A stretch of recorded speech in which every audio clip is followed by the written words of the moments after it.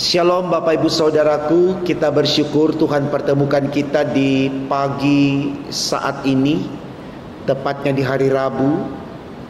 Kita bersyukur ini anugerah dari Tuhan buat saudara dan saya. Maka mari kita mensyukuri kebaikan Allah ini. Kita bersama kembali bawa kesediaan kita untuk menerima firman-Nya. Mari kita berdoa saudaraku, meminta pertolongan Tuhan untuk mengurapi kita, agar firman ini menjadi berkat bagi saudara dan saya. Kita berdoa.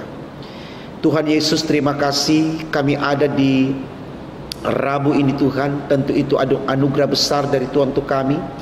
Sebelum kami masuki ibadah malam Natal dan hari Natal, kami bersyukur kami boleh ada di hari ini. Kami yang bersedia menerima firman-Mu Tuhan, Engkau berkati kami, agar firman ini menjadi berkat dan semangat bagi kami untuk terus yakin kalau Engkau Allah yang baik untuk kami. Terima kasih Tuhan untuk semua kebaikan-Mu. Berfirmanlah karena kami sedia mendengarkannya. Demi Yesus Tuhan kami. Amin. Saudaraku, bacaan Alkitab kita di Rabu pagi ini terambil dari kitab 2 Tawarik pasal 6 ayat 3 sampai 11. Bagian Alkitab dibacakan demikian.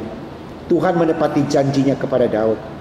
Kemudian berpalinglah raja lalu memberkati seluruh jemaah Israel.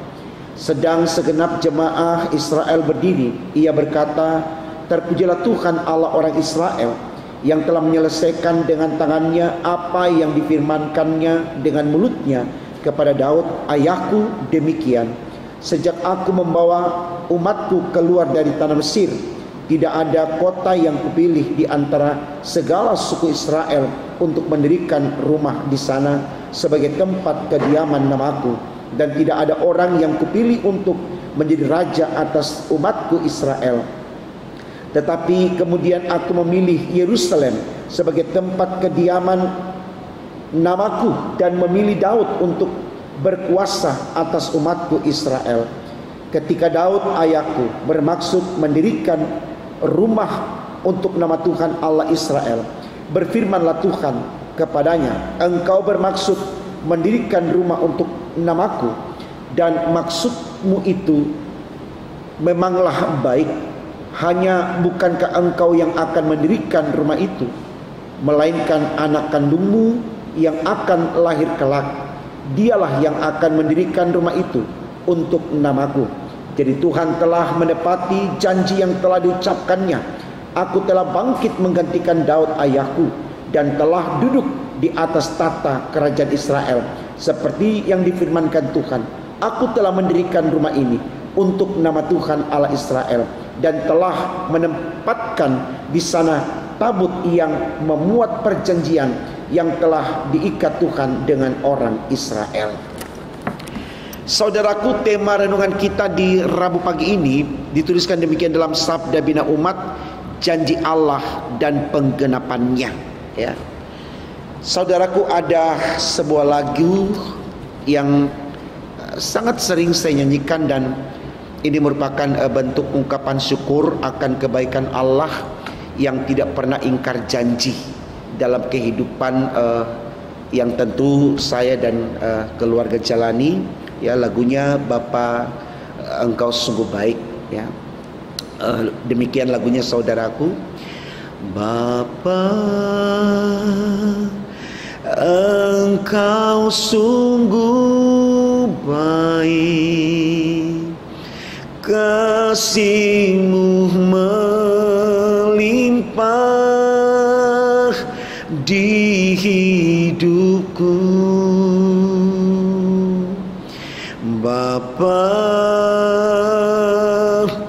ku berterima kasih berkat-Mu hari ini yang Kau sediakan bagiku.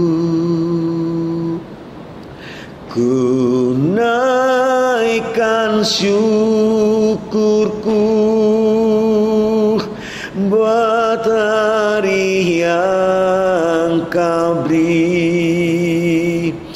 Tak habis-habisnya kasih dan rahmat-Mu selalu baru dan tak pernah Engkau tinggalkan diriku. Sungguh besar Tuhan kasih-Mu padaku.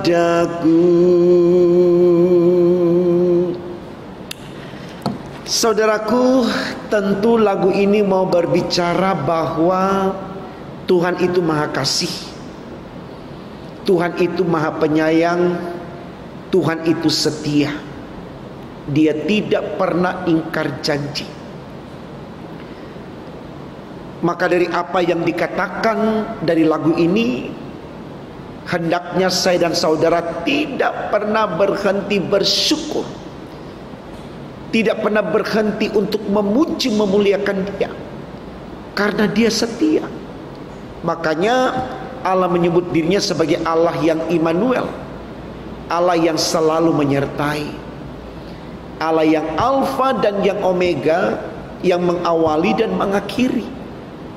Nah, ini yang mau disoroti oleh tema khotbah kita, saudaraku.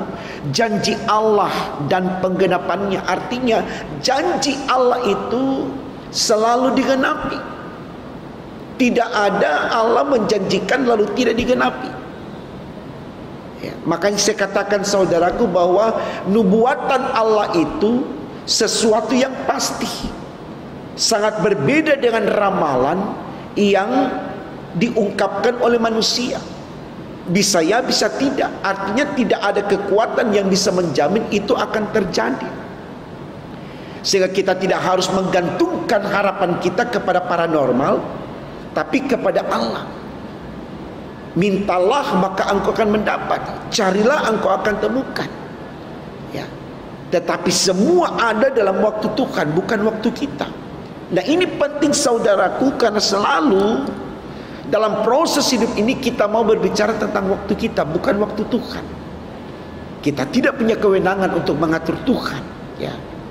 Berkali-kali saya katakan dalam khotbah-khotbah yang ada bahwa Ayub tidak pernah melihat apa yang terjadi padanya itu kutuk, tapi dia imani itu adalah berkat. Sehingga tidak ada alasan bagi Ayub untuk meninggalkan Allah ketika dia mengalami hal-hal yang mungkin menurut pandangan manusia mendukakan, menjengkelkan, tidak menyenangkan, menyedihkan dan seterusnya. Karena bagi Ayub Tuhan yang memberi, Tuhan yang mengambil. Ya. Nah, ini juga saudaraku yang mau diceritakan dalam bacaan kita pada pagi hari ini. Bagaimana Tuhan tetap pada firman-Nya tentang Daud dan Israel. Ya. Tuhan sudah memilih Daud untuk menjadi keturunannya sebagai kelompok orang-orang yang percaya tidak akan tergantikan oleh siapapun. Dan Tuhan sudah memilih Salomo untuk membangun rumah Tuhan, supaya lewat keturunan Daud namanya terus dimuliakan, namanya terus dikenal dan diimani sebagai sang penguasa, pemilih, penentu dalam hidup ini. Nah, hal ini saudaraku mau mengatakan kepada saudara dan saya bahwa jangan pernah kita mengingkari akan iman kita. Seperti apapun diri kita, seberdosa apapun kita, jangan kita mencari Allah lain untuk membenarkan diri kita. Karena pengampunan dosa itu hanya ada di dalam Yesus, tidak ada di dalam yang lain. Ya. Jadi sekuat kaki melangkah, ya, mengais rezeki, mewujudkan harapan dan cita hidup kita, kita tidak akan mendapatkan apa-apa di sana kalau kita tidak berjalan bersama dengan Tuhan. Karena apa saudaraku? Karena Tuhan itu adalah jawaban dalam hidup kita. Ya.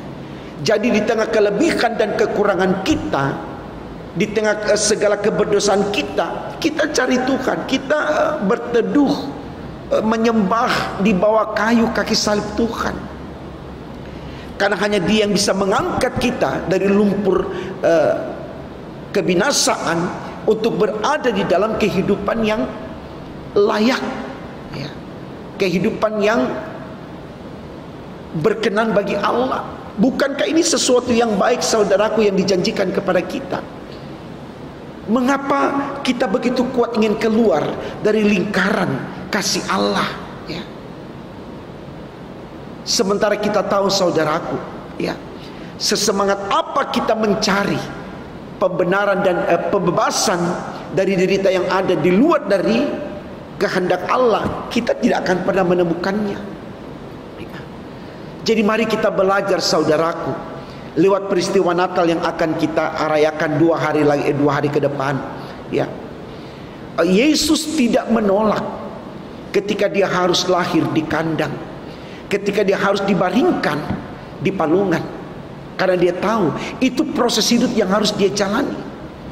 Yesus tidak berusaha untuk keluar dari derita hidupnya ketika Dia diancam, ketika Dia dikejar, ketika Dia diadili, ketika Dia disiksa, bahkan sampai disalibkan, ya. Karena Dia tahu itu proses hidup yang akan Dia jalani. Tapi dalam kesetiaan Yesus mengikuti semua yang diizinkan Bapaknya terjadi dalam hidupnya, Dia mendapatkan yang terbaik. Betul Dia mati, tapi Dia bangkit. Lalu Dia naik ke sorga, dan Dia menjadi Tuhan untuk manusia dan dunia ini. Mari saudaraku, kita semangati diri kita, ya, untuk tetap bertahan di dalam iman, ya. Karena iman itulah yang akan membuat kita mengalami janji Allah, ya. Iman itulah yang membuat kita akan mengalami kemurahan sayang Tuhan. Orang yang beriman kepadanya, Tuhan tidak akan ingkar janji kepadanya, ya. Itu yang mau dikatakan di tema khotbah kita. Semangat dan semangat memasuki masa Natal, ya.